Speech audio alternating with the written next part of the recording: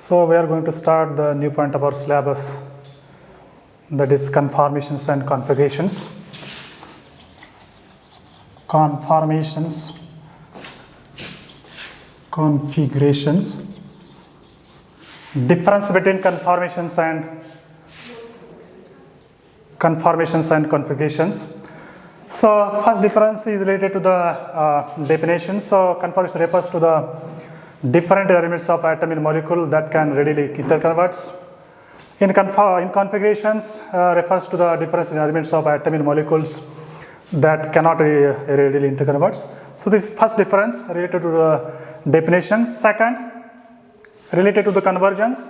So in conformations, so the convergence of one conformation into another is possible in conformations. In configurations, the convergence of one configuration into another, it is difficult. So this is a second difference.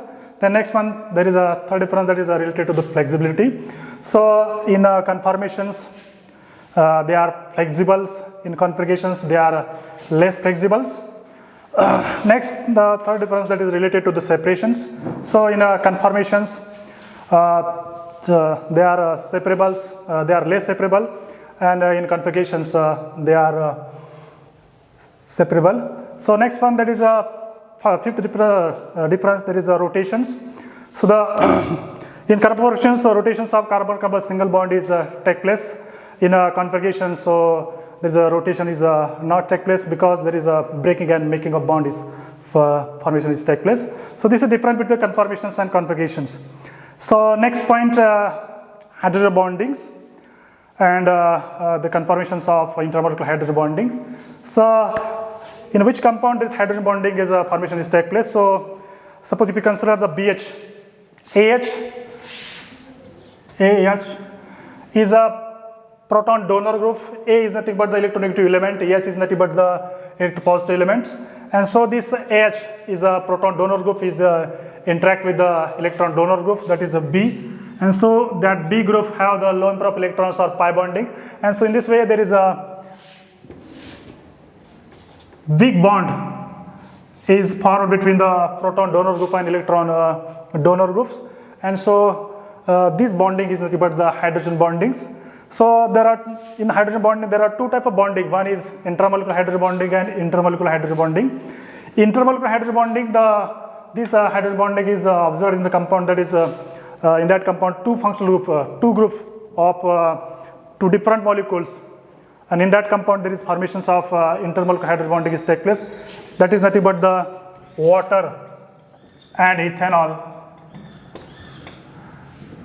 This is the in that these two compounds there is a intermolecular hydrogen bonding is take place. Next one, that is intramolecular hydrogen bondings. So in intramolecular hydrogen bonding, so in acetic acids there is a in that compound there is a intramolecular hydrogen bonding is take place.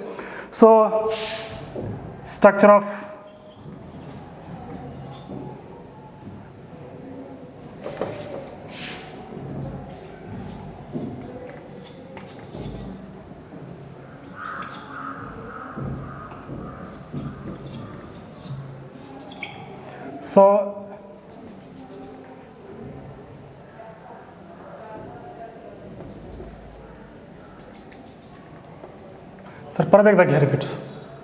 repeat, continue.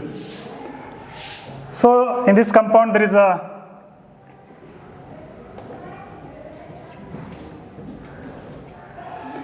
in this acetic acid there is intramolecular hydrogen bonding formations take place. So another example, that is salicylaldehydes.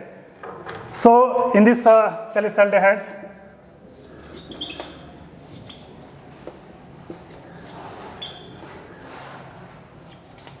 so in this salicylaldehyde also there is a intramolecular hydrogen bonding formation is take place. So this is the hydrogen bondings. Next point, there is conformations and intramolecular hydrogen bonding. So another two example, that is ethylene glycols, CH2OH, CH2OH. This is the ethylene glycol. Another example, that is 2-chloroethanols. So in that compound also there is formations of intermolecular hydrogen bonding formations take place. So first one, that is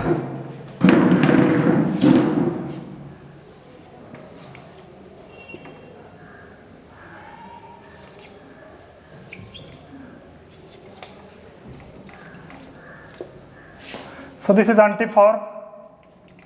Another that is Gauch form.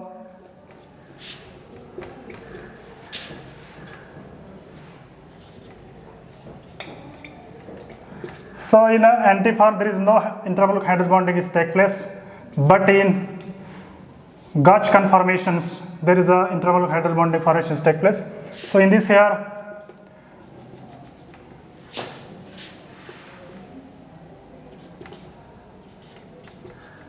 this type of intramolecular hydrogen bonding formations take place in Gauch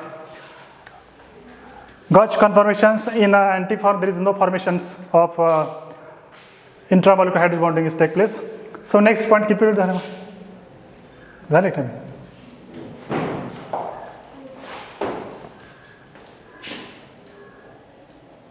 Eight. So next point, that is conformations of 1,2-dihaloethanes and conformations of 2,3-dimethylbutenes. So conformations of 1,2-dihaloethanes. So the conformations of 1,2-dihaloethanes is studied by using the various physical measurements, that is IR, NMR, mass spectroscopy techniques, and so with the help of these techniques to study the conformations of 1,2-dihaloethanes. So in a gaseous state at 22 ohms Celsius, 1,2-dichloroethanes or 1,2-dibromoethanes. Antiform is predominant, that is 73% and 85%. Compared with the N-butanes, they are antiform in a gaseous state, that is 67%. So in a liquid state, so at that time to study the conformations of 2,3-dimethylbutanes.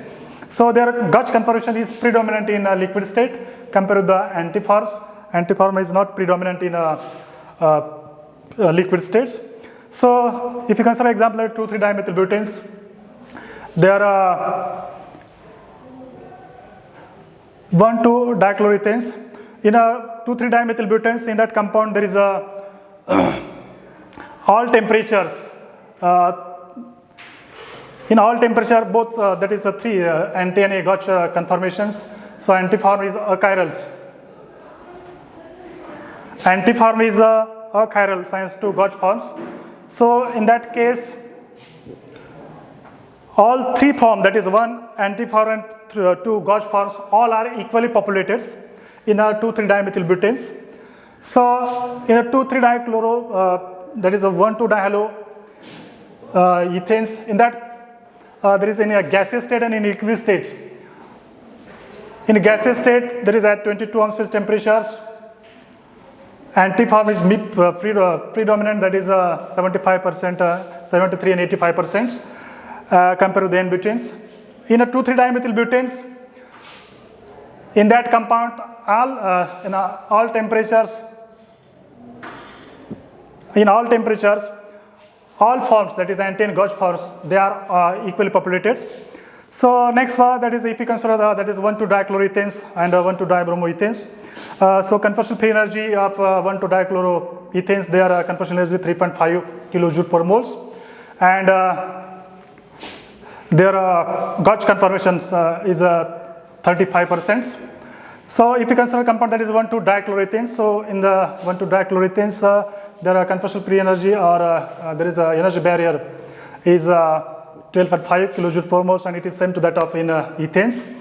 So if you consider another compound that is 1,2-fluorochloro, 1,2-bromofluoro or 1,2-fluoroiodo compounds, in a gaseous state, all those compounds show the antiform is predominant in gaseous state, and in a liquid state,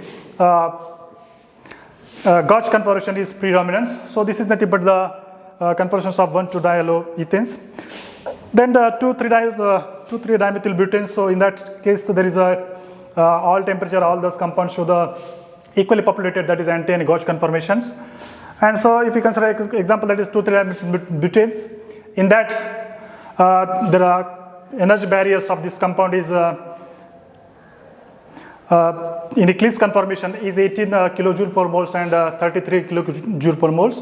So therefore, if you consider another compound that is 1122 tetrafluoro or tetrabromo or tetraiodoethanes, so all those compounds also happening are also observed in that compound. There is a three form, that is anti and Gauch conformations. So next that is in eclipse conformation. So there is a 2,3-dimethylbutanes. So there is a rear and front methyl group is come to the close to each other, and so there is reflection is take place, and so stability of that compound is disturbed, and so to maintain the stability require the energy that is 18 and 33 kilojoule per moles. So in this way, Gauss to Gauss interconvergence cannot take place. There is an intermediate antiform is also take place. So this is nothing but the conformations and conformations of 2,3 dimethyl butanes and 1,2 dialutene. Okay, मग त्यात cut करावं लागते काय?